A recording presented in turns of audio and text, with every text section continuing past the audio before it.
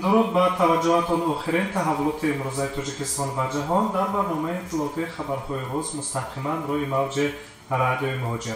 خبرهای این ساعت را از روسیه شروع می‌کنیم.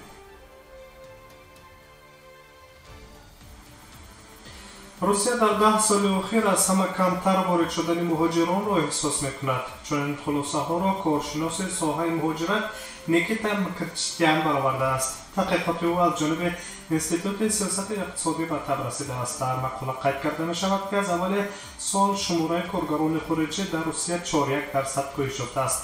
تا 1 دکمبر سال جاری در روسیه همگی 78 میلیون شهروندان خارجی بود و باش داشتند که از آن 80% یا خود 6.2 میلیون نفرشان مهاجران از کشورهای توی دولت‌های مستقل میباشند. در حال حاضر در روسیه نه تنها شماره مهاجران مهنتی از خارج نزدیک کاهش می‌یابد، بلکه شماره همه خارجانی که با مقصدهای گوناگون به این کشور آمده‌اند به طور نظر از کم گردیده است.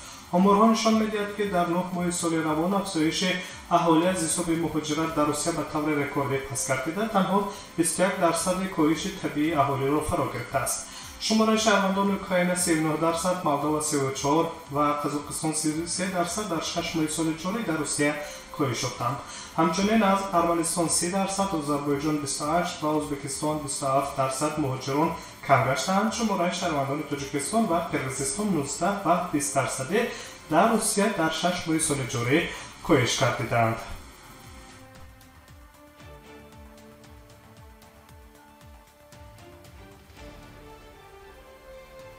ادامه خبرها. در دانشگاه‌های روسیه جای‌های تحصیلی از حساب بودجه دولت برای سال تحصیلی 2021-2022 برای خارجیان تدریجاً زیاد کرده می‌شود. حجت دخلدار و حکومت این کشور تهیه کرده و برای تصدیق به پالات پایانی پارلمان روسیه فرستاده است. گفته می‌شود که سال آینده 18,000 نفر شهروندان خارجی در جای‌های بودجه‌ای دانشگاه‌های روسیه تحصیل خواهند کرد و هر سال این رقم افزایش خواهد یافت.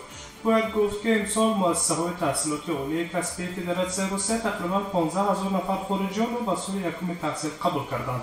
در مجموع حالا در این کشور بیش از 300,000 نفر خارجیان از 170 کشور دنیا تحصیل می‌کنند. قبلا نیز در یک برآمد مجازی خود سفیر تاجیکستان در روسیه محمد ستارف قید داشته بود که در عموم در مؤسسه‌های تحصیلات عالی روسیه تقریباً 20,000 نفر دانشجویان تاجیک تحصیل علم می‌کنند که یک قسم آنها در اساس بورس‌های تحصیلاتی در جای‌های بودجه‌ای و باقی مانده در بخش‌های شرق‌نمایی تحصیل دارند.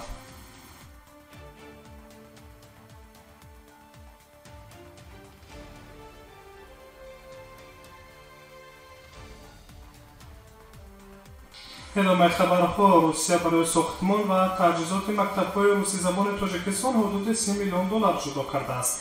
وابسته به این در پورتال اطلاعاتی حقوقی فرمان رئیس حکومت فدراسیون روسیه میخائیل میشوستین نشر شد. روسیه و تاجیکستان طبق سازشنامه بین حکومت دو کشور از 17 اپریل سال 2019 مبلغ‌های مذکور را جدا کرده است. طبق این سند روسیه و فوند اروپایی استوار و رشد در حجم تا 30 میلیون دلار سهم مقصد نو خواهد گذاشت که آن برای ساختمان و تجهیزات مادی و تکنیکی مؤسسه‌های تعلیمی که با زبان روسی درس می‌دهند خرج خواهد شد. سخن درباره مکتب‌های پایتخت تاجیکستان دوشنبه شهرهای کلاب، خوجند مختار و ترسونزاده می‌رود. از این مقدار قسم یکم تا 3 میلیون دلار باید تا آخر سال روان جدا کرده شود. قسم دوم ارزش آن تا 27 میلیون دلار گفته می‌شود که سال 2021 جدا کرده خواهد شد. مبلغ مذکور برای کارهای لایه‌کشی و پیش‌پرداخت برای کارهای ساختمانی در مکتب‌ها صرف خواهد شد. رئیس حکومت روسیه به وزارت کارهای خارجه روسیه سفارش داده است که حکومت تاجیکستان را درباره این قرار آگاه سازد. وزارت مالیه فدراسیون روسیه با فوند اوراسیایی استوار و رشد درباره ترتیب انتقال مبلغ‌ها موافقت خواهند کرد. اینچنین جدا کردن مبلغ‌ها از بودجه دولتی روسیه تعیین می‌کند. یادآور می‌شویم که ماه اپریل سال 2019 بین حکومت‌های تاجیکستان و روسیه درباره ساختمان و مجهزگردانی مادی و تکنیکی مؤسسه تعلیمی 5 شهر جمهوری با آموزش زبان روسی سازشنامه و مهلت 5 سال به امضا رسید. هر یک از مکتب‌ها با نقشه گرفته شده است که 1,200,000 نفر کودکان به تحصیل فرا بگیرد. سازشنامه در ماه فوریه سال روان از جانب دومای دولتی و شورای فدراسیون پالات بالایی پارلمان روسیه نیز تصویب خود را یافت.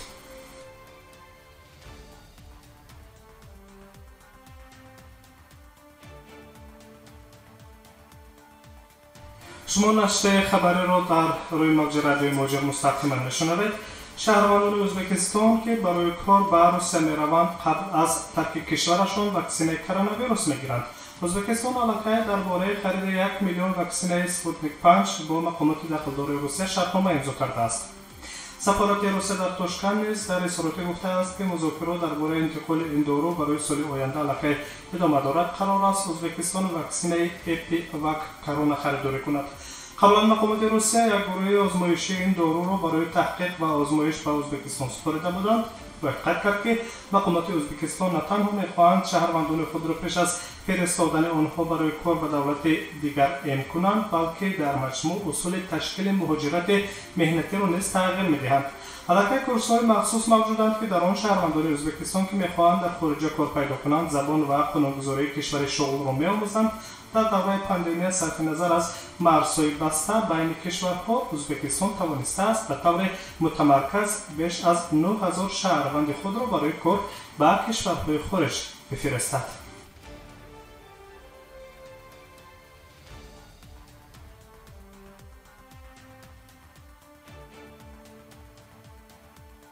تحولات تاجیکستان و جهان است مستقیما در روی موج رادیوی موج. در روسیه رقم‌های دقیق صدمه‌های نقلیاتی با اشتراک شهروندان خارجی معین کرده شد. می‌نویسد کامرسانت با استناد به گزارش مرکز علمی به خطر حرکت در راه‌های وزارت کارهای داخلی فدراسیون روسیه در 9 ماه سال 2020 معلوم شد که صدمه‌های نقلیاتی از حساب خارجیان در 9 ماه سال 2020 صادر کرده شده از جانب شهروندان ازبکستان نسبت به دیگر خارجی‌ها زیاد می‌باشد که شماره ازبکستانی‌های در صدمه‌های نقلیاتی در دست داشته در روسیه در 9 ماه سال روان 797 عدد گفته می‌شود.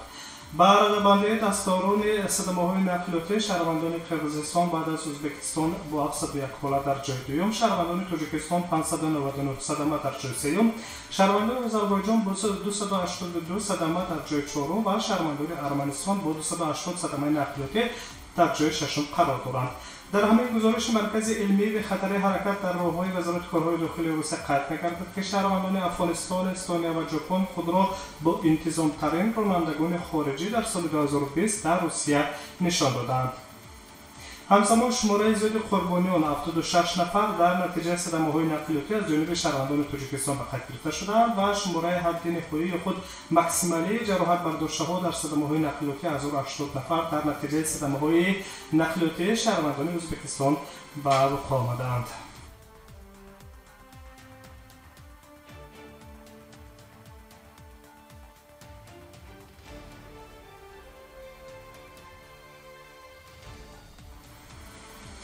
شرکت هواپیمایی روسی SF از مقامات تاجیکستان برای تشکیل پروازهای چارتری از تاجیکستان به روسیه اجازه گرفته است.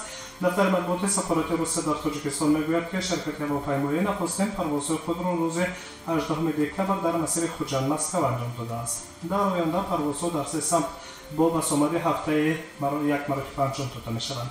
همین طریق در نظر داشته شده است اجرای پروازها در مسیر دوشنبه نوسیبیرسک روسیه پنجشنبه از 24 دکتر، خوجند مسکو روسیه پنجشنبه شروع از 24 دکتر، خوجند نوسیبیرسک روسیه سه‌شنبه از شروع از 22 دکتر در نظر است. این پروازها برای انتقال شهروندان روسیه اینچنین شخصان پیش بینی شدند که مطابق فرمان حکومت فدراسیون روسیه از 16 مارس سال 2020 تحت رقم 635 برای ورود به روسیه اساس دارند. همزمان یک شرط دیگر اجازه ورود شخصانی که شهروندی روسیه را ندارند عبارت از آن است که آنها خلاصه مؤسسه طبی را درباره اوری بودن از شرایط کرونا ویروس نه دیگر از 3 روز پیش از ورود به روسیه داشته باشند. چپته‌های این پروازها توسط وبسایت رسمی شرکت هوانوردی SF و نمایندگی این شرکت در تاجیکستان فروخته می‌شود. SF Airlines یک شرکت هواپیمایی روسیه میباشد که حمل و نقل هوایی داخلی و بین‌المللی را انجام می‌دهد. به سبب پاندمی حرکت منتظم هوایی بین تاجیکستان و روسیه موقتا قطع شد. به جای این مقامات دو کشور پروازهای چارتری صادراتی را راه‌اندازی کردند. در ماه دکتر 146 پرواز چارتری از روسیه به تاجیکستان به نقشه گرفته شده است که این پروازها را شرکت وطنی هوایی سامون ایر انجام خواهد داد.